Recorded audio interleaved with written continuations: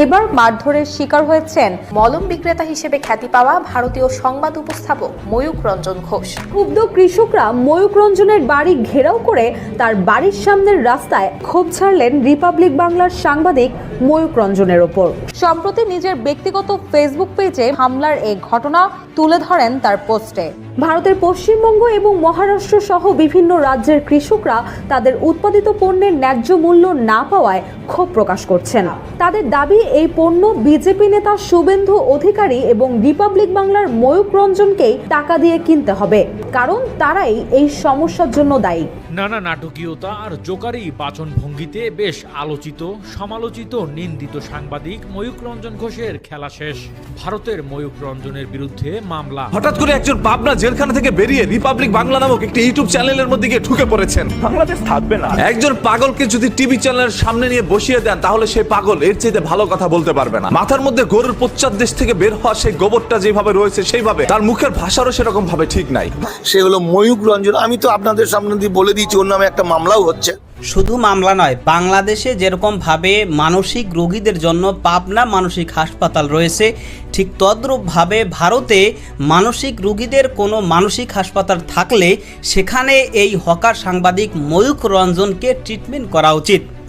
কারণ আপনারা জানেন যে বাংলাদেশ নিয়ে এই ময়ূক রঞ্জন হকার সাংবাদিক বিভিন্ন সময় বিভিন্নভাবে অপপ্রচার করায় এবং বাংলাদেশিদের উস্কানি দেওয়ায় ইতিমধ্যেই বাংলাদেশ ভারত সম্পর্কে টানাপোড়েন ও উত্তপ্ত বিরাজ করছে, এবং যেই কারণেই ভারত থেকে ভারতীয় কৃষি পণ্য এগুলো বাংলাদেশে রপ্তানি করতে না পারায় এইবার সরাসরি ভারতীয় কৃষকদের মাথায় বাড়ি পড়েছে। এবং এই ভারতীয় কৃষকদের মাথায় বাড়ির যে অন্যতম কারিগর বা মাস্টার মাইন্ড এই রিপাবলিক বাংলার ময়ূক রঞ্জন ঘোষ, এটা সরাসরি ভারতীয় দিনমজুর এবং কৃষকরা ক্লিয়ারভাবে বুঝতে পেরেছে, যে কারণেই এইবার এই ভারতীয় হকার সাংবাদিক ময়ূক রঞ্জন ঘোষকে গণধোলাই দিয়েছে ভারতীয় কৃষক ও দিনমজুররা। দর্শক, এ বিষয়ের কিছু অংশ ভিডিওর শুরুতে শিরোনামে আপনারা দেখে এসেছেন, বিস্তারিত দেখবেন পুরো ভিডিও জুড়ে। এই বিষয়গুলো দেখার পূর্বে আপনাদের একটা অনুরোধ করব, যারা আমাদের চ্যানেলে নতুন আসছেন চ্যানেলটি সাবস্ক্রাইব করে অল ক্লিক করে বেল আইকনটি চালু করে দিবেন, তাহলে নিত্য নতুন পরিবেশন করা আলোচিত সংবাদগুলো অটোমেটিকভাবে আপনারা পেয়ে যাবেন। দর্শক, চলুন আমরা দেখব যে ভারতীয় হকার সাংবাদিক ময়ূক রঞ্জনকে যে কৃষক এবং দিনমজুররা গণধোলাই দিয়েছে ভারতে, সেটা আমরা দেখার পূর্বে প্রথমে আমরা একটু দেখব যে এই ময়ূক রঞ্জন হকার সাংবাদিক বাংলাদেশকে নিয়ে কেন এতদিন অপপ্রচার করেছে, সেই বিষয়ে তার মুখোশ উন্মোচন এবং তাকে খুব চমৎকারভাবে রোস্ট করেছে বাংলাদেশি মিডিয়া, সেটা আমরা কিছু অংশ দেখে এরপর ওই বিষয়টা দেখব। ধৈর্য ধরে একটা লাইক দিয়ে ভিডিওটি দেখতে থাকুন এবং আপনার মতামত কমেন্টে লিখতে থাকুন। হঠাৎ করে একজন পাবনা জেলখানা থেকে বেরিয়ে রিপাবলিক বাংলা নামক একটি ইউটিউব চ্যানেলের মধ্যে গিয়ে ঢুকে পড়েছেন। বাংলাদেশ থাকবে না, থাকবে না বাংলাদেশ। একজন সাধারণত ইউটিউবার যেভাবে মানুষকে সম্মান দিয়ে কথা বলে, সেইভাবে একজন রিপাবলিক বাংলার সাংবাদিক হয়েও তিনি একজন মানুষকে সম্মান দিয়ে কথা বলতে পারেন। আমাদের বাংলাদেশের বর্তমান সরকার ডক্টর ইউনূসকে নিয়ে তিনি বাজেভাবে কুটক্ষ করে কিন্তু কথা বলছেন। এই হিসেবটা বুঝতে মোহাম্মদ ইউনূসের সমস্যা হচ্ছে না, নোবেল পেয়েছে তো। সেইভাবে বারবার দাবি করে যাচ্ছে বাংলাদেশের জমিগুলো নাকি তার বা তাদের। আমাদের জমি আমরা ফেরত পেতে চাই, আমরা কিছু চাই না। আর যদি তুমি ফেরত না দিতে পারো, টাকা হাতে তুলে দাও। 8094 বর্গ কিলোমিটার জায়গা হিন্দুদেরকে দিতে হবে। যদি আমার বাংলাদেশের মধ্যে যে সরকার ছিল তার কাছে কোনোদিন সে দাবি করে নাই যে ওই জমিটা আমার, তাড়াতাড়ি ফেরত দাও, অথচ সেই সরকার যাওয়ার সাথে সাথে এখন বলা শুরু করে দিয়েছে ওই চট্টগ্রাম আমাদের, ওই সিলেট আমাদের, ওই জেলা আমাদের, ওই জেলা আমাদের, বাংলাদেশটাই নাকি তাদের। বাংলাদেশ কি তোর একা? বাংলাদেশ কি তোর একা? বাংলাদেশ হিন্দুদের বাপ দাদা। একজন পাগলকে যদি টিভি চ্যানেলের সামনে নিয়ে বসিয়ে দেন, তাহলে সেই পাগল এর চাইতে ভালো কথা বলতে পারবে না। মাথার মধ্যে গরুর পশ্চাৎ দেশ থেকে বের হওয়া সেই গোবরটা যেভাবে রয়েছে, সেইভাবে তার মুখের ভাষারও সেরকম ভাবে ঠিক নাই।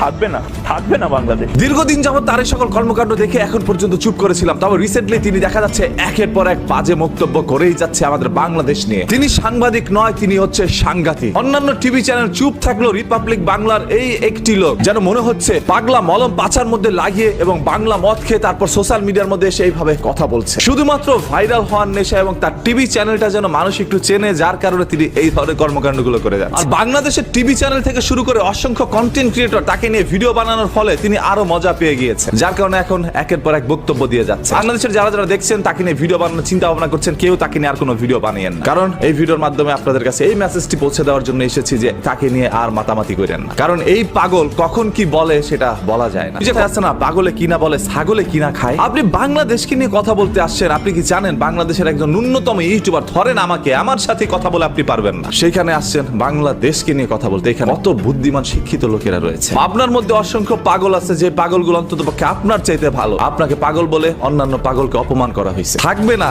এই পাগল আর থাকবে না। আপনি যে টিভি চ্যানেল মধ্যে কাজ করছেন তাদের কথা শুনে বা নিজের মতামতগুলো এইভাবে প্রকাশ করছেন, কিছুদিন পর লাথি মেরে আপনাকেই তারা বের করে দিবে। চাকরির সন্ধান এদিক ওদিক ঘুরে বেড়াবেন, তবে আপনাকে কেউ চাকরি দিবে না। আপনার কাছে মনে হতেই পারে যে আপনি এই ধরনের কথাগুলো বলছেন, এখন বাংলাদেশের জনগণ হয়তো আপনাকে নিয়ে মেতে উঠতে পারে না। ভাই, আপনাকে নিয়ে সবাই হাসি ঠাট্টা করছে, রং তামাশা করছে, যে পাগল যখন রাস্তা দিয়ে হাঁটে সবাই তার দিকে তাকায় থাকে, আপনাকে একজন পাগল ভেবে আপনার দিকে সবাই তাকায়। ইন্ডিয়ার মধ্যে যে সকল দাদারা আছেন, আপনাদের সবার কাছে একটা রিকোয়েস্ট যে এই পাগলটাকে এখন আপনারা সামলান, আদারওয়াইজ আপনাদের ইন্ডিয়ার বদনাম হতে যাচ্ছে। অন্য দেশের মানুষ এটা নিয়ে হাসি ঠাট্টা করছে। আমার জানা মতে ইন্ডিয়ার মধ্যে অসংখ্য অসংখ্য মানুষ আছে যারা এই লোকটাকে সহ্য করতে পারে না। আপনার দেশের মানুষই আপনাকে সহ্য করতে পারে না, আর বাইরের মানুষ কিভাবে আপনাকে সহ্য করবে আপনি নিজেই একটু চিন্তা করেন। সাংবাদিকতার নামে সাংঘাতিকতা আর কতদিন চালাবেন? আপনার যদি ডিবেট করতে ইচ্ছা করে আমার সাথে আসেন ভাই, অন্ততপক্ষে আমি আপনার সাথে লাইভে গিয়ে ডিবেট করতে চাই। দেখেন, কোনো ট্রেড দিতে আসি নাই, আপনাকে আমি সম্মানের স্বরূপ এই কথাগুলো বলছি, যার কারণে আপনি থেকে কখনো তুই তামানির মধ্যে যাই না। অথচ আমাদের বাংলাদেশের সম্মানীয় সরকারকে নিয়ে কিন্তু বাজে মন্তব্য করেছেন। আর আপনি কোন জায়গার সাংবাদিক? আপনার শিক্ষাগত যোগ্যতা নিয়ে কিন্তু প্রশ্ন উঠতে পারে। শুধু পড়াশোনা করে সার্টিফিকেট পাইলে সে শিক্ষিত নয়। মানুষকে সম্মান করা এটা হচ্ছে একটি বড় শিক্ষা, যেটা আপনার মাথার মধ্যে নাই। মহেশ চক্রবর্তী বা দাস রায় যাই হন না কেন ভাই, আপনাকে একটা কথা বলতে চাই,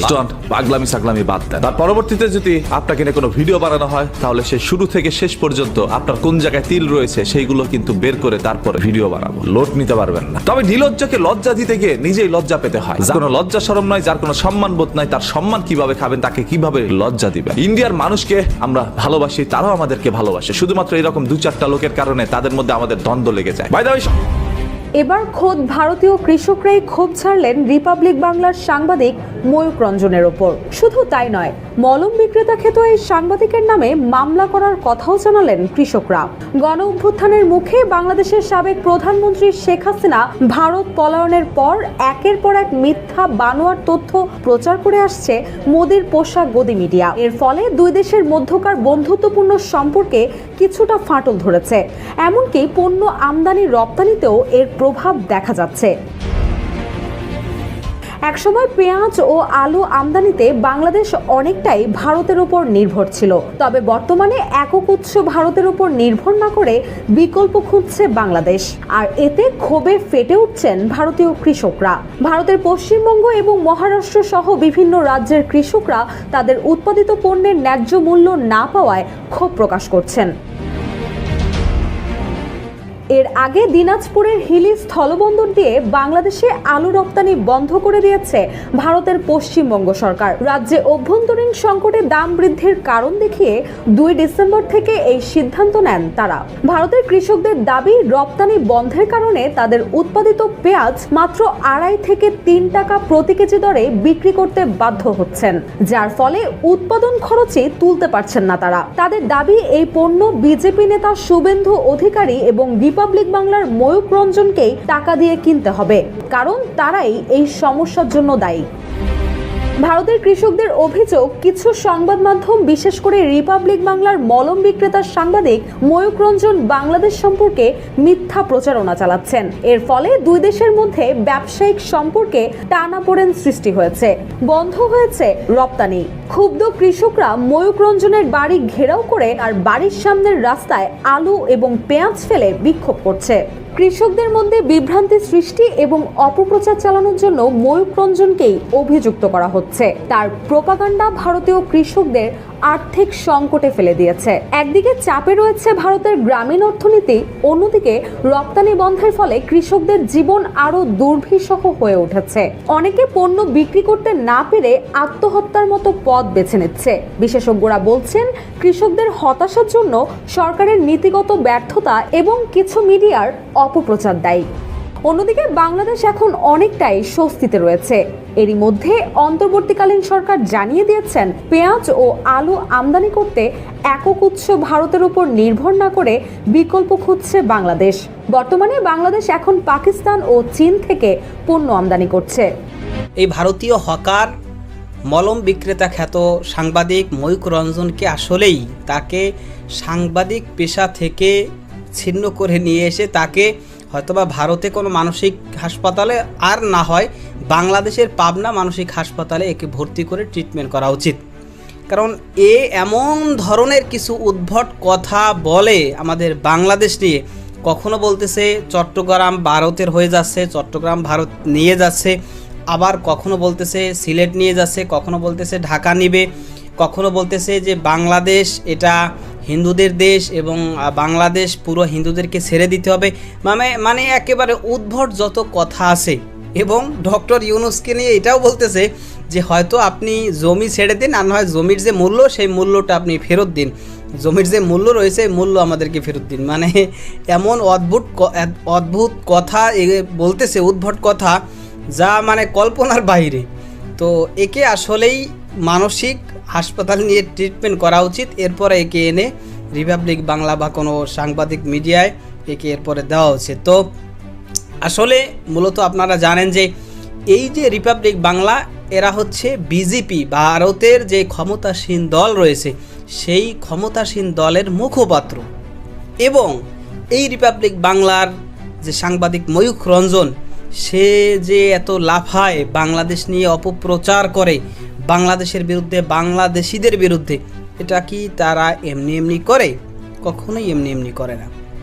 এই ভারতের ক্ষমতাসীন দল বিজেপির যেহেতু মুখপাত্র এই রিপাবলিক বাংলা, সেহেতু ভারতের ক্ষমতাসীন এই বিজেপি দলের পক্ষ থেকেই এদেরকে উস্কিয়ে দেওয়া হয় যে হ্যাঁ তোমরা চালিয়ে যাও, বাংলাদেশের বিরুদ্ধে যত পারো এখন অপপ্রচার করো, দেখো অস্থিতিশীল করতে পারো কিনা, দেখো বাংলাদেশকে বিপদে ফেলতে পারো কিনা, যত পারো বাংলাদেশের বিরুদ্ধে ষড়যন্ত্র চালিয়ে যাও।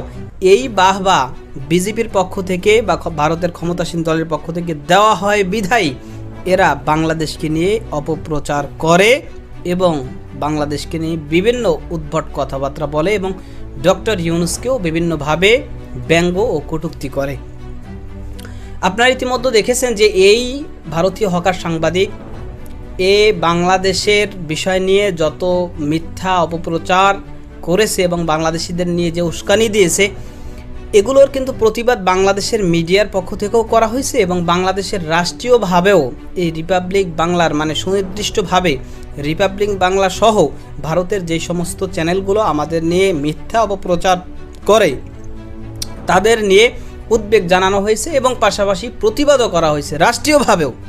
কিন্তু এরপরেও যদি আসলে বাংলাদেশের রাষ্ট্রীয়ভাবে এবং বাংলাদেশের মিডিয়ার পক্ষ থেকে, বাংলাদেশের মানুষদের পক্ষ থেকে, মানে সর্বস্তর থেকে এর প্রতিবাদ জানানো হয়েছে। এখন যদি এই রিপাবলিক বাংলা এরা যদি বিজেপির উস্কানিতেই না উস্কাতো তাহলে কিন্তু অবশ্যই তারা চেপে যেত, তারা থেমে যেত।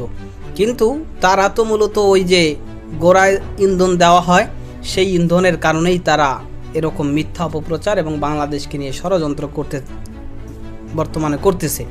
তো এই কারণেই কিন্তু বাংলাদেশের মানুষ, বাংলাদেশের মিডিয়া, বাংলাদেশের রাষ্ট্রের পক্ষ থেকে যতই প্রতিবাদ বা উদ্বেগ জানানো হয়েছে তার কোনো ধরনের কোনো ফল আমরা দেখতে পাইনি। কারণ যারা এই উস্কানির, এই অপপ্রচারের গোড়ায় রয়েছে তারা তো তাদের উস্কানি বা তাদের মদত তারা চালিয়ে যাচ্ছে। সেই কারণে এরাও এদের অপপ্রচার এবং উস্কানি এগুলো এরাও চালিয়ে যাচ্ছে।